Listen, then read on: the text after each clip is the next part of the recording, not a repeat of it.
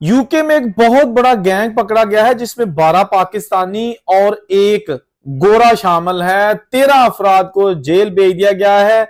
6 अफराद 2022 में जेल चले गए थे, जबकि बाकी 7 लोग जो है ना वो उनके केसेस चाह रहे थे, तो अभी रिसेंटली उनको 2025 में उनको भी जेल भेज दिया गया है। तो टोटल 13 रुकनी एक बहुत बड़ा गैंग। ये करता क्या था ये हम आपको इस वीडियो में बताएंगे।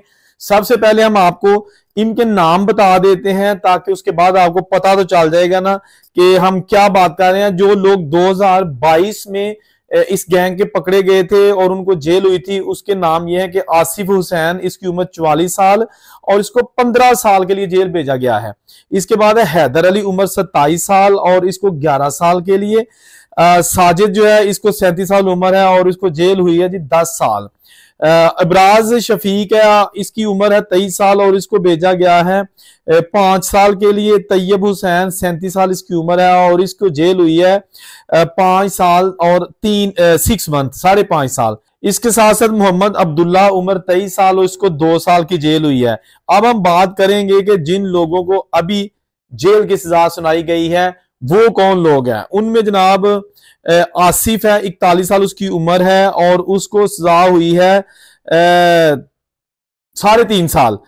शवेज रहमान 29 साल इसकी उम्र है और इसको सजा हुई है 4 साल 9 महीने। इमरान ताज, उम्र इसकी 43 साल और इसको जेल की सजा हुई है 4 साल। जीशान अली 34 साल इसकी उम्र है और इसको जेल की सजा हुई है 3 साल और 9 महीने। इसके बाद है जनाब मोहम्मद इरफान, उम्र इसकी 26 साल है और इसको सजा हुई है 3 साल। इसके बाद जनाब आता है एक गोरा एडम एलवुड, इसकी उम्र 30 साल है और इसको सजा हुई है 6 ईयर यानी 6 साल।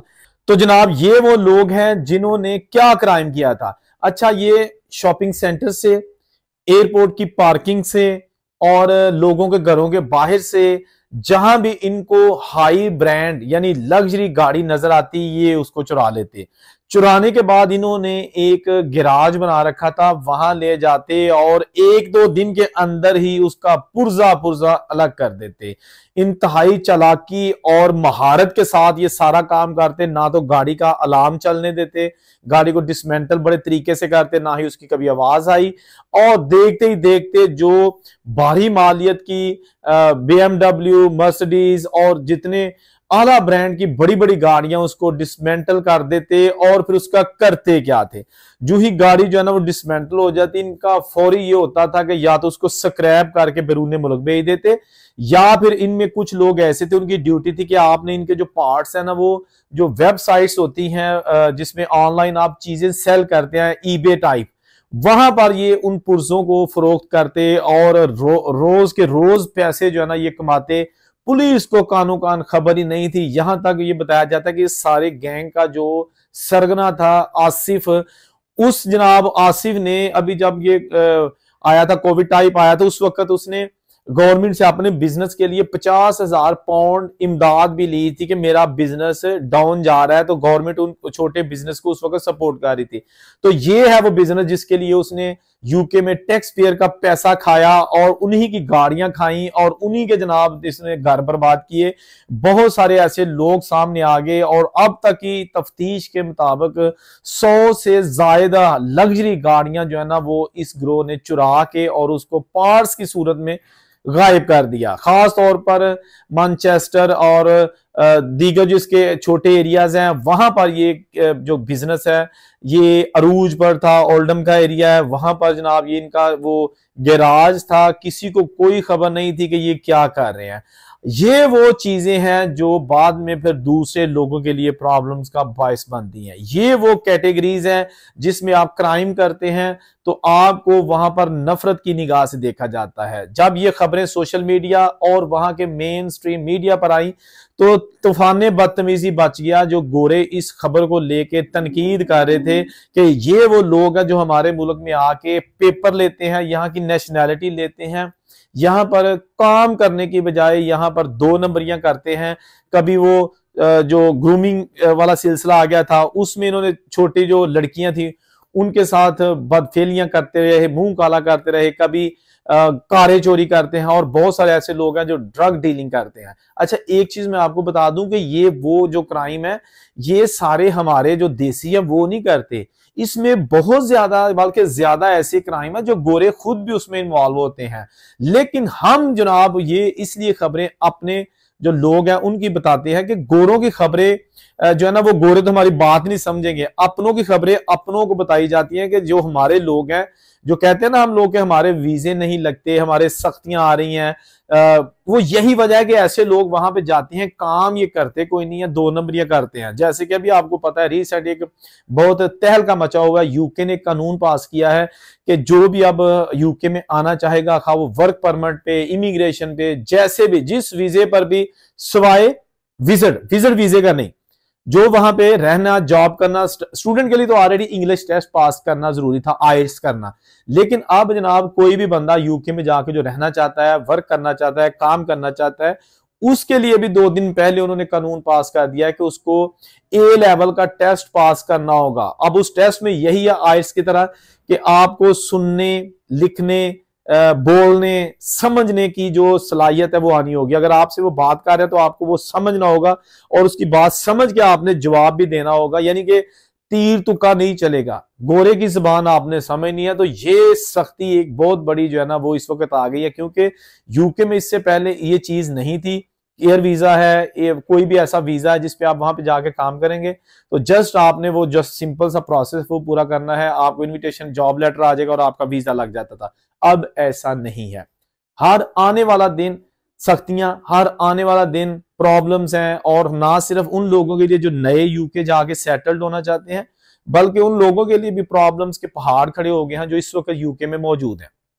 खा वो स्टूडेंट है, खा वो जॉब वाले हैं, खा वो परमानेंट वहां पे 20, 25 या 40 साल से जो है ना वो नेशनल है, सबके लिए प्रॉब्लम्स आ रही हैं। मैं अभी पढ़ रहा था अभी कि वहां पर गिरफ्तारियों का सिलसिला फिर शुरू हो चुका है, और 7 बंदों को पकड़ा गया जिसमें पाकिस्तानी भी शामिल है। 2 कार वाश, उसमें जनाब छापा मारा गया है, और 1 से 3 बंदे पकड़े गए हैं, इससे 1 से 4 पकड़े गए हैं।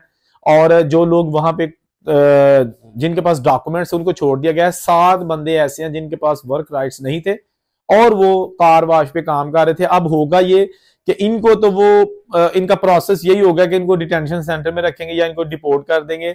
लेकिन ये जो ऑनर्स हैं, मालिक हैं, जिन्होंने इनको जॉब दी हुई थी, उन लोगों को कि जिनके पास पेपर नहीं थे, तो उनको भी अब सजा का सामना करना पड़ेगा, जो कि मिनिमम पर वर्कर 45,000 पाउंड जो है ना वो जुर्माना हो सकता है।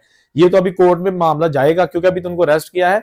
रूल ये है कि अगर आप यूके में किसी गैर कानूनी रहने वाले बंदे को जॉब देते हैं, तो अगर आप पकड़े जाते हैं तो वो जो गैर कानूनी तौर पर बंदा काम कर रहा है वो तो पकड़ा गया, लेकिन आप जो मालक हैं, बेशक आपके पास वहां का पासपोर्ट है, आप गोरे हैं, काले हैं, जो भी है, आपके खिलाफ भी कार्रवाई की जाएगी। और वो कार्रवाई ये होती है कि आपको कम से कम 40 या 45,000 पाउंड एक वर्कर का जुर्माना होगा। अगर 2 वर्कर पकड़े गए हैं तो इसको डबल कर लें।